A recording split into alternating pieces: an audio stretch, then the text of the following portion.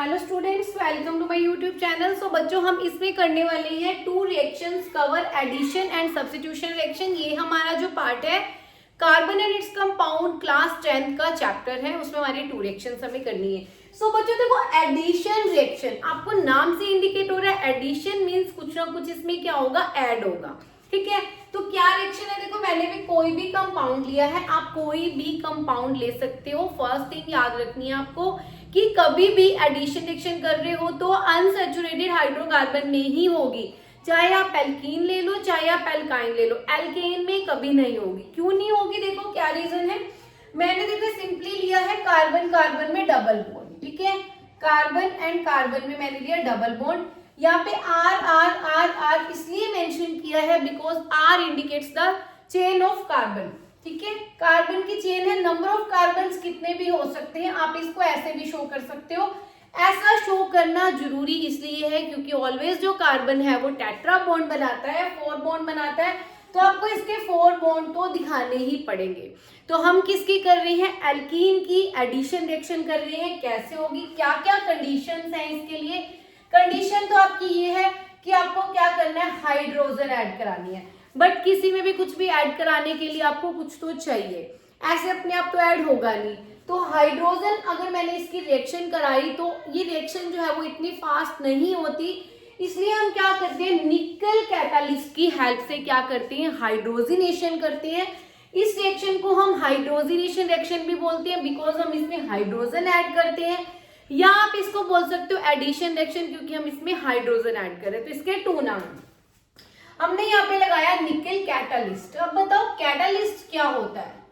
बहुत से बच्चों को पता भी होगा शायद, पर नहीं पता तो मैं आपको एक बार बता देती हूँ कि निकल कैटालिस्ट हमेशा यूज होता है हाइड्रोजिनेशन में। बट कैटालिस्ट होता क्या है, कैटालिस्ट ऐसे सब्सटेंस होते हैं बच्चों जो केमिकल रिएक्शन को या तो रिएक्शन को वो फास्ट कराते हैं या वो स्लो कराते हैं without involving in the reactant and product. बीच में रिएक्ट प्रोडक्ट में नहीं जाते, वो रिएक्शन में इन्वॉल्व नहीं करते।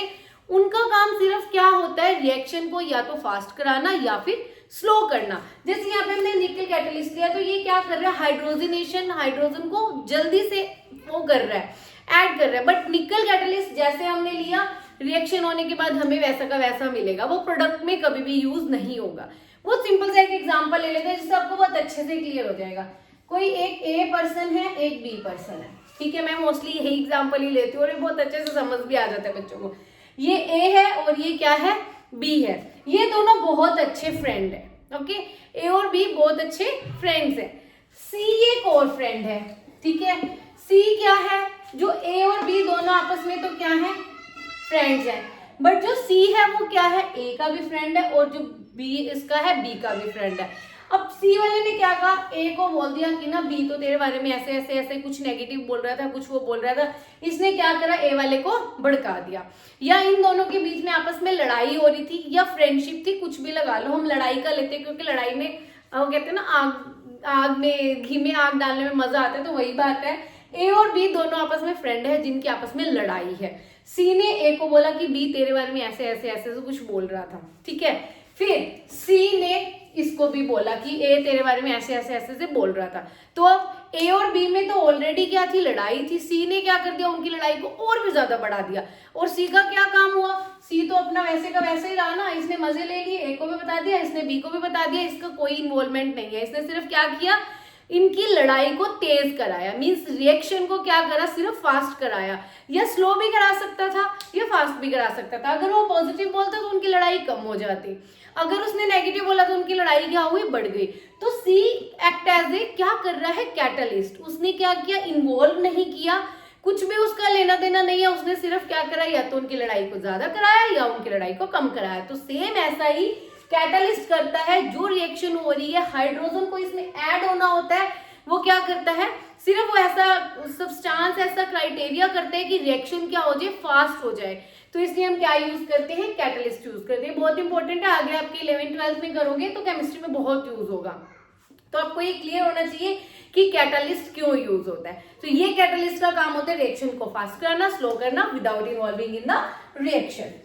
ठीक है, तो अब इसने क्या किया, जब निकल ने हाइड्रोजन आया तो हाइड्रोजन ने क्या किया, कैसे बॉन्ड बनाया, ये जो डबल बॉन्ड था इसके ऊपर क्या करा, उसने अटैक किया कि मुझे जगह दो, मुझे जगह बनानी है। तो ये डबल बॉन्ड, इसके पास यही ऑप्शन था, कार्बन ने क्या करा, एक सिंगल बॉन्ड किया। ये वाला जो बॉन्ड था वो क्या हो जाएगा, ब्रेक हो जाएगा। कार्बन और कार्बन में जो पहले डबल बॉन्ड था वो क्या हो जाएगा बच्चों, सिंगल बॉन्ड हो जाएगा। एक हाइड्रोजन इसके साथ यहाँ बॉन्ड बना लेगा, एक हाइड्रोजन इसके साथ यहाँ बॉन्ड बना लेगा। तो सिंपल सी, अगर आप बिना एक बार बेसिक करने के बाद अगर आपको इजीली याद करना है तो आप ऐसे कर सकते हो कि अगर डबल बॉन्ड है तो 2 हाइड्रोजन लगेंगे, क्योंकि एक सिंगल बॉन्ड को ब्रेक करने के लिए 2 बॉन्ड, मतलब एक इस कार्बन को और एक इस कार्बन को बॉन्ड कंप्लीट करना पड़ेगा। तो अगर हमारे पास डबल बॉन्ड है तो सिंगल बॉन्ड वाला कार्बन मिलेगा प्रोडक्ट में। अगर ट्रिपल बॉन्ड वाले कार्बन को अगर हम ब्रेक कर रहे हैं तो हमें डबल बॉन्ड वाला कार्बन मिलेगा। एंड ये जो डबल बॉन्ड वाला है हमारे पास कार्बन का कंपाउंड, ये बच्चों है वेजिटेबल ऑयल। वेजिटेबल ऑयल को जब वेजिटेबल घी में कन्वर्ट करते हैं, किस में कन्वर्ट करते हैं, वेजिटेबल ऑयल को वेजिटेबल घी में जब कन्वर्ट करते हैं तो यही रिएक्शन होती है हाइड्रोजिनेशन, जिसके जो इस प्रोसेस से क्या करते हैं, ऑयल को मींस अनसैचुरेटेड हाइड्रोकार्बन्स को हम सैचुरेटेड हाइड्रोकार्बन्स में कन्वर्ट करते हैं। And that's why oil is beneficial for our health but ghee is very harmful for our health. तो हमें हमेशा क्या चूज करना चाहिए, ये चूज करना चाहिए, बिकॉज अनसैचुरेटेड हाइड्रोकार्बन्स हमारी बॉडी में इजीली डाइजेस्ट हो जाते हैं। जो सैचुरेटेड है उनको डाइजेशन करने में बहुत मुश्किल होती है, कॉम्प्लिकेशन होता है, इसलिए वेजिटेबल्स ऑयल हमारी बॉडी के लिए भी अच्छे होते हैं। तो ये भी आपसे पूछा जा सकता है कि वेजिटेबल ऑयल को घी में कैसे कन्वर्ट करते हैं, उस रिएक्शन का नाम बताओ। या आपसे ये भी पूछा जा सकता है कि हाइड्रोजिनेशन कैसे करते हैं, हाइड्रोजिनेशन में कौन सा कैटलिस्ट यूज होता है। एंड ये नाम तो है ही कि एडिशन रिएक्शन क्या है। थी बहुत सिंपल, पर समझ के करोगे तो और भी ज्यादा सिंपल हो जाएगी। उसके बाद हमारे पास है बच्चों सब्स्टिट्यूशन रिएक्शन। सब्स्टिट्यूशन रिएक्शन हमारे पास नाम से इंडिकेट हो रहे, सब्स्टिट्यूट करा देना, हटा देना किसी भी चीज को, ठीक है। अब इसमें क्या है, हमारे पास वेरी सिंपल कार्बन का एक कंपाउंड है जिसे हम क्या बोलते हैं, मीथेन बोलते हैं। मीथेन की जब हम Cl2 के साथ रिएक्शन करवाते हैं in the presence of sunlight, sunlight के बिना ये रिएक्शन नहीं होगी।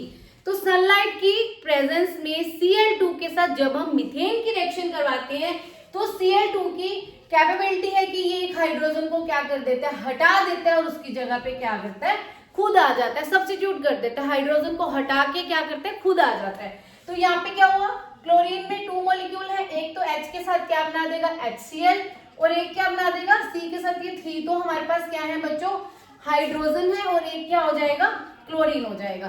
तो ये रिएक्शन तब तक चलती रहती है। अब इसको दोबारा Cl2 के साथ रिएक्शन करवाएंगे इन दी प्रेजेंस ऑफ सनलाइट, तो क्या होगा, एक हाइड्रोजन और हट जाएगा और Cl कहाँ लग जाएगा इसके पास, तो हमारे पास बन जाएगा CH2 एंड Cl2। फिर ये दोबारा भी हटा सकता है। जब हम इसके दोबारा Cl2 के साथ रिएक्शन करवाएंगे इन दी प्रेजेंस ऑफ सनलाइट तो एक हाइड्रोजन फर्दर रिमूव हो जाएगा, क्या बन जाएगा, CHCl3। अब एक हाइड्रोजन और है तो ये फिर दोबारा से हट सकता है, तो हमारे पास क्या आ जाएगा, CCl4, जिसे हम क्या बोलते हैं, क्लोरोफॉर्म बोलते हैं। तो हमारे पास फाइनली यहां से लेके एक हाइड्रोजन जो है वो हटता जाएगा, उसकी जगह पे हमारे पास क्या आता जाएगा, क्लोरीन, क्लोरीन, क्लोरीन होता जाएगा। एंड ये सनलाइट की प्रेजेंस में रिएक्शन होती है, it's very simple reaction. Sunlight की प्रेजेंस में सब्स्टिट्यूट हो रहा है, हाइड्रोजन हट रहा है, उसकी जगह पे क्या आ रहा है, क्लोरीन आ रहा है, इट्स वेरी सिंपल रिएक्शन। तो आपके पास आ सकता है कि क्लोरोफॉर्म कैसे बनती है, तो आप बना सकते हो। होप आपको क्लियर हो गया होगा। कुछ भी वीडियो नॉलेजफुल लगी है, समझ में आया है तो लाइक कर देना, अगर अच्छा लगे कमेंट कर देना, आपके कमेंट हमें बहुत मोटिवेट करते हैं बच्चों। और फ्रेंड्स के साथ शेयर करना और सब्सक्राइब कर देना। जब नई वीडियोस डालेंगी इसके बाद हम जो है नेक्स्ट पार्ट करने वाले हैं, उसका आपको नोटिफिकेशन मिल जाएगा। बाय बाय, मिलते हैं नेक्स्ट वीडियो में।